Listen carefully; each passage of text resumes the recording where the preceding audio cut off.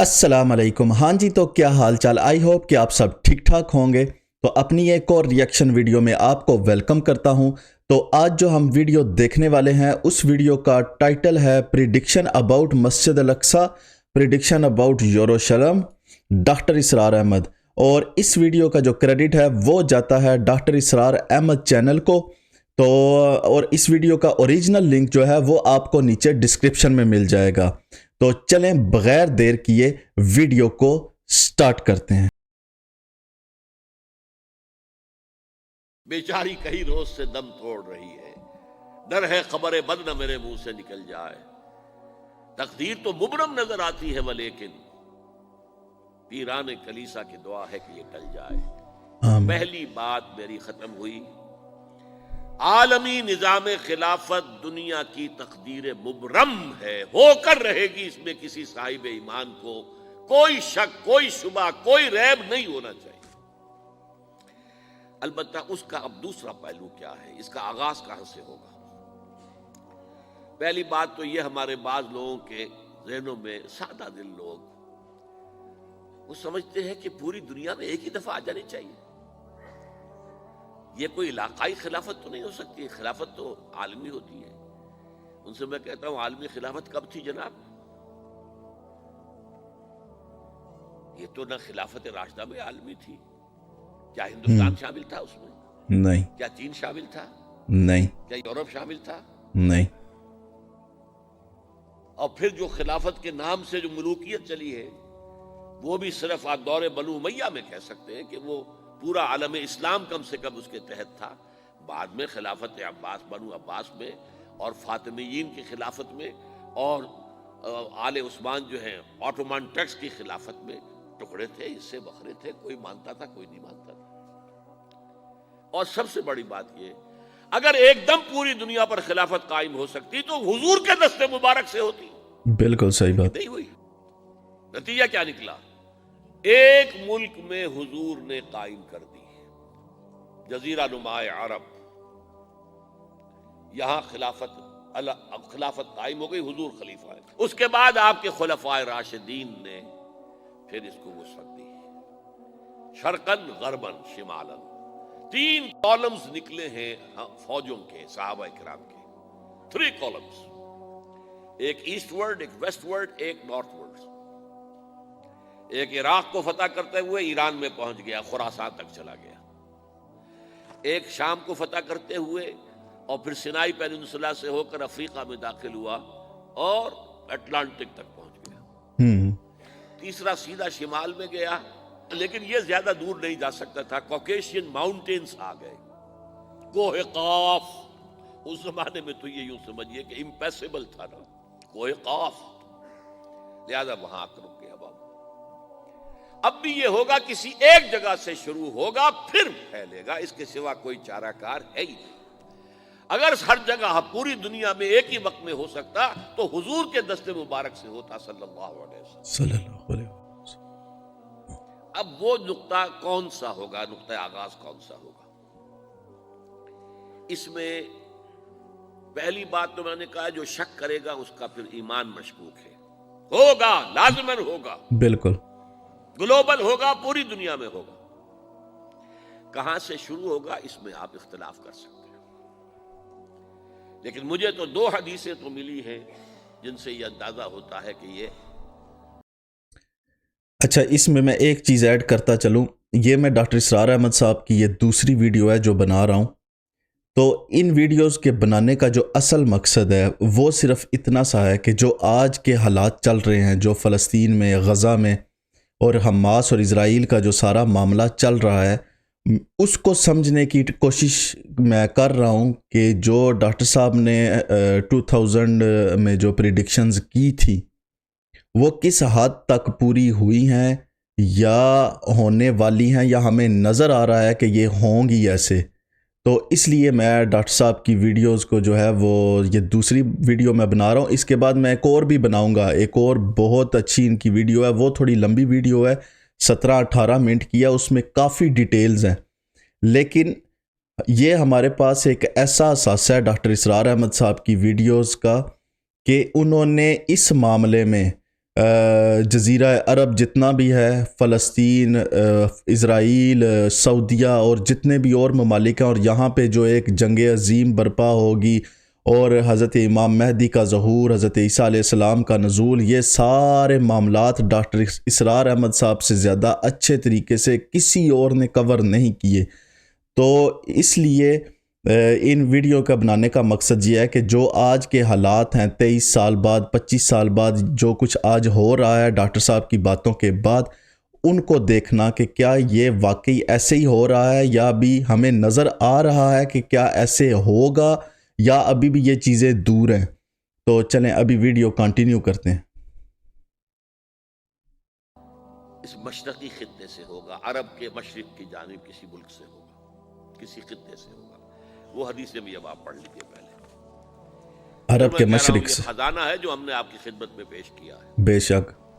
کاش کہ آپ اس کی قدر کر سکیں. یہ حدیثیں آپ کو ازبر ہو جائیں، یاد ہو جائیں، لوح قلب پر نقش ہو جائیں. ہندوستان اور خراسان یعنی موجودہ افغانستان کا ذکر.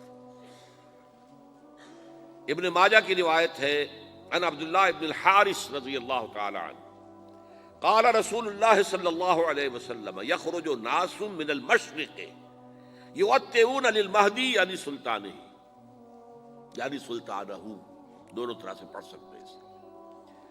حضرت عبداللہ ابن حارث فرماتے ہیں رضی اللہ تعالی عنہ کہ حضور نے ارشاد فرمایا مشرق کی طرف سے وہ فوجیں نکلیں گی، لوگ آئیں گے جو عرب میں مہدی کی حکومت قائم کریں گے. یہ مہدی کون ہوں گے اس کا ذکر میں ذرا بعد میں کروں گا، لیکن نوٹ کر لیجئے کہ مہدی سے پہلے لازماً کسی مشرقی علاقے کے اندر وہ نظام قائم ہو چکے گا، تب وہاں سے فوجیں آئیں گی نا. بالکل. یہ مشرق کون سا ہے؟ عرب کے مشرق میں آپ چلیے ایران بھی آ جائے گا، افغانستان بھی ہے، پاکستان بھی ہے، اور اگر اسے اور توسیع دیں تو ہندوستان بھی ہے. یہ ہے عرب کا مشرق. اس سے فوجیں جائیں گی.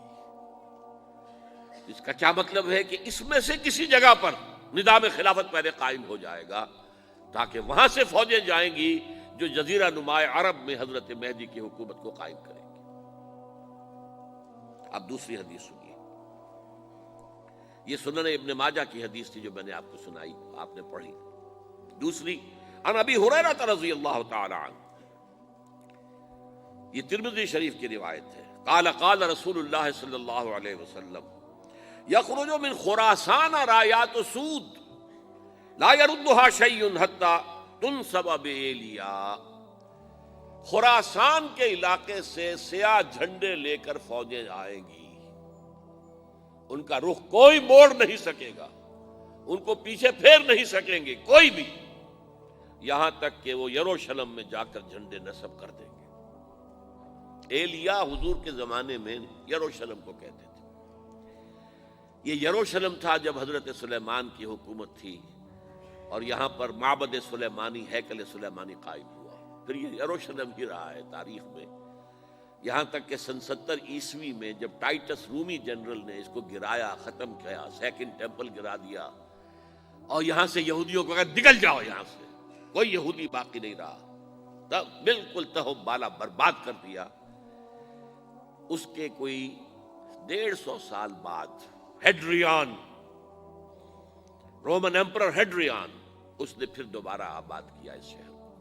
150 سال تک یہ بالکل بنجر اور بالکل غیر آباد پڑا تھا. 150 سال ہیڈریان تک. نے جب آباد کیا تو اس کا نام ایلیا رکھا، اب یروشلم نام نہیں تھا. تو حضور کے زمانے میں پھر اس کا نام ایلیا تھا. اور اب اس سے کیا معلوم ہو رہا ہے کہ یہ یروشلم مسلمانوں کے قبضے سے اس وقت نکلا ہوا ہوگا. ایک دفعہ پہلے نکلا تھا، سن 1099 عیسوی میں مسلمانوں کے ہاتھ سے نکلا. کروسیڈرز، عیسائیوں نے آ کر اس کو قبضے میں کیا، لاکھوں مسلمانوں کو مارا، قتل کیا. اس کو 1187 عیسوی میں واپس لیا ہے. کس نے لیا ہے؟ صلاح الدین ایوبی کرد. अरब खोखले हो चुके थे, अरबों ने खोया, वापस नहीं ले सके। बहुत हुकूमत कर चुके थे, 400-500 बरस की हुकूमत करके, और उनके ऐश और उनके आराम, अब उनमें जान नहीं थी कि वो वापस ले सके। वापस लेने वाला गरम कुर्द खून था, सलाहुद्दीन अय्यूबी। तो गोया कि अब आप समझिए कि 88 बरस तक ईसाइयों का कब्जा रहा यरूशलेम पर। अब 1967 में यहूदियों ने कब्जा किया है, और अब 38 बरस तो हो गए, 88 नहीं तो 38 बरस तो हो गए हैं। लेकिन वो दौर आएगा कि अब फिर लेंगे। लेने वाले अरब भी नहीं होंगे, खुरासान के इलाके से फौजें आएंगी इंशाअल्लाह। ये खुरासान क्या था? एलिया तो मैंने आपको बता दिया, यरूशलेम का नाम है। खुरासान उस जमाने में एक बहुत बड़े मुल्क को कहते थे। कुछ हिस्सा पाकिस्तान का भी उसमें शामिल है, कुछ हिस्सा ईरान का भी है। ईरान के उस हिस्से को अब भी खुरासान कहते हैं, वो एक सूबा है। खुरासान एक सूबा है ईरान का, छोटा सा। पाकिस्तान में खास तौर पर ये जो इलाका मालाकंड एजेंसी कहलाती है, इससे ऊपर जितना इलाका है, और ये जो वाखान की एक पट्टी आती है ऊपर, वाखान अफगानिस्तान की एक पट्टी सी दुम सी चली आती है, जो जाकर चाइना की सरहद से मिल जाती है। यहां से लेके यहां तक ये जो मालाकंड का वो दरा है और पहाड़ है, ये भी खुरासान का हिस्सा है। बाकी तकरीबन 2/3 ऑफ अफगानिस्तान, साउदर्न हिस्सा नहीं है खुरासान का हिस्सा, ये सीस्तान कहलाता था, ये खुरासान नहीं है। लेकिन ये कि ऊपर का 2/3 ऑफ अफगानिस्तान, और उसके साथ ये जो अरब, जो अब ये तुर्क ममालिक आजाद हुए हैं सोवियत यूनियन के डिसोल्यूशन के साथ, ये सारा इलाका कहलाता है खुरासान बुजुर्ग, द ग्रेट खुरासान।